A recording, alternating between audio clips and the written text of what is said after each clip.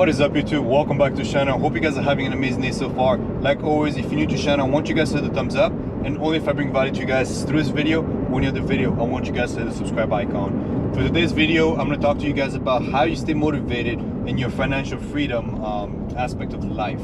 How do you stay motivated saving money? How do you stay motivated investing money? And how you save money ultimately, just in general, in order for you to, in order where it's like sacrificing some of your lifestyle in order for you to be able to become financially freedom in about 5 to 10 years from now. So that is one of the questions I received from one of your viewers. For those of you that don't know, you can find my email in the about page within my channel. You can shoot me an email and ultimately ask me any sort of question, and I will respond to you via either email response or I will make a video like this. So this is a really good question, ultimately asking me, hey, how do you stay motivated? Specifically for the past 6 years, for those of you that did not watch the previous video, the past 6 years I've been saving 80% of my paycheck, and I've been investing that actively into the stock market, into real estate, and into my own business. So one of the questions was like, how are you able to maintain that, and how are you able to sacrifice not going out with your friends and doing those things in my early 20s? So for me, in a sense, it was the aspect of the mindset that I had about rewards like this. As you guys can see, I'm an active military driving around in a Corvette. So not many of us can ultimately afford a Corvette, unless you're an officer or even above, which I am not. But the mindset about it is, I've been investing 80% of my paycheck for the past 6 years, and I've been, I already have my own property. I bought my house first. I'm looking for a secondary house now, and then I pretty much bought my dream car. So those are all things that come into mind. How are you able to maintain that consistency of putting money aside, losing money sometimes and even making money some other times, which is a really good question, and it is kind of a little bit of a motivational type of mindset. One of the things I will tell you is that pretty much you need to have a very clear discipline in a sense, and have a very precise goal.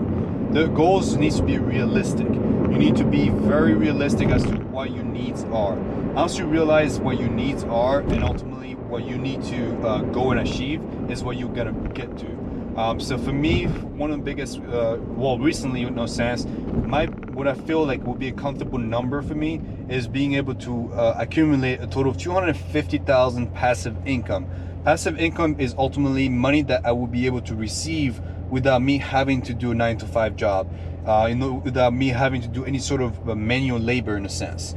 So it's money that I will receive over a course of time, whether it is by my investments, with real estates, stock markets, or angel investments in a sense, and be able to stay consistent with that in order for me not to be or needing to do a 9-to-5 job or grinding 9-to-5 in order for me to receive a paycheck, and that will pay for my finance. Now the goal is to have a sort of passive, in a sense in which if I want to work, it's because I want to work, not because I need to work. So that's a key of having any sort of passive income. So in order for me to stay motivated towards those things, I decided to start making small purchases in order for me to be able to stay happy in a sense. So in my previous video, I talked about, like, even though you're saving all this money and doing all those things for yourself, I was still going out. I was still having fun with my friends. I was just not spending all my money. A lot of times, I was receiving, I think it was $1,600 a month. And I was pretty much about $800 to $700 a paycheck after I put money into my retirement account and stuff like that. And ultimately, I pulled $100 every week, every paycheck that I received, and I will be using that for the next 2 weeks in order for me to go out with my friends, in order for me to go out and eat, in order for me to do really anything. So if I wanted to watch a movie, that was part of my $100. If I wanted to go out and eat in Japan, that was part of my $100. And I did that consistently for a period of about 4 years.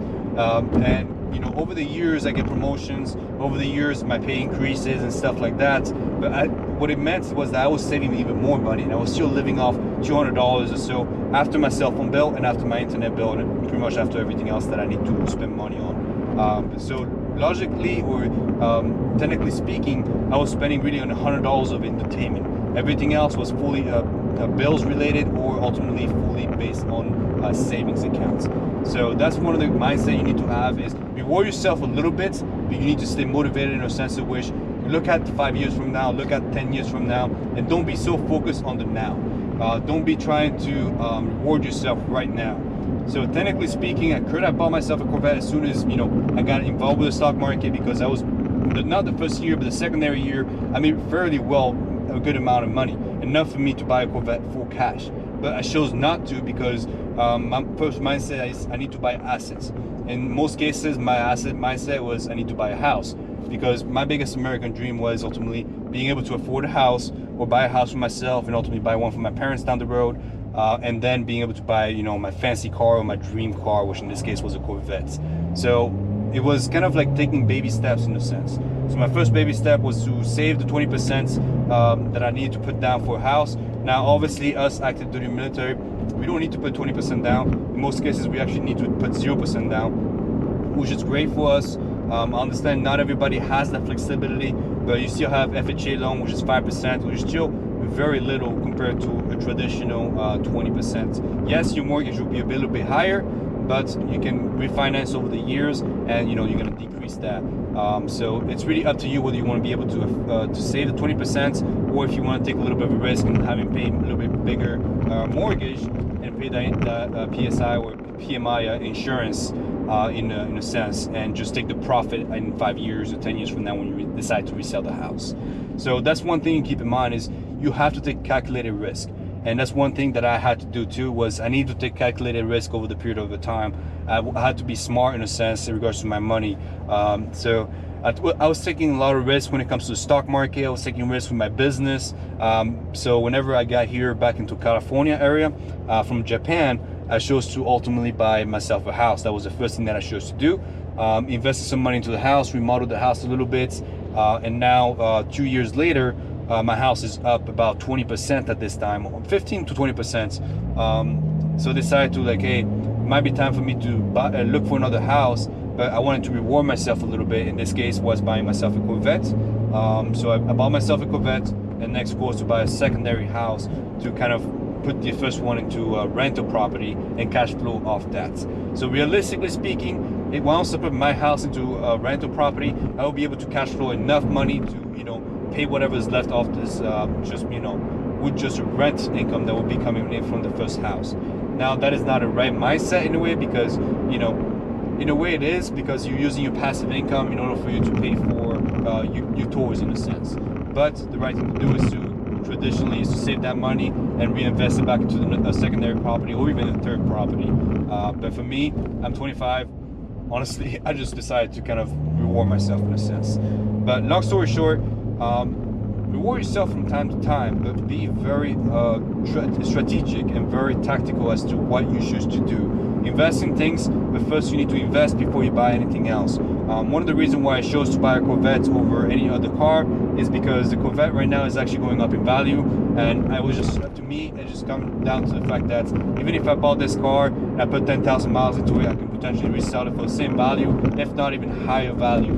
Specifically, since this is the last of its kind, with the front engine and not the mid-engine, or even the 4 exhausts in the back next to each other rather than the 4 separate ones. So that's what my mindset was I can at least get my money back in case, you know, I need to resell it or whatever else. So guys, have a strategic mindset. I understand not everybody can ultimately save 80% of their paycheck.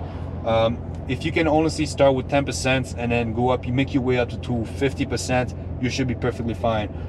The goal is to ultimately get 30% to even 50%. Just understand that every 10% you're decreasing your overall retirement years by about 2 to 3 years, really, or if not a decade, depending how much money you put aside. So for me, I was spending 80% of my paycheck away, and you know, my money was making roughly about 100% return on the stock market, but everybody's a little bit different. All right, guys, if you like this video, hit a thumbs up, and only if I brought value to you guys through this video. When you're the video, I want you guys to hit the subscribe icon. Thank you for watching. Have a wonderful day, and I'll see you guys next time.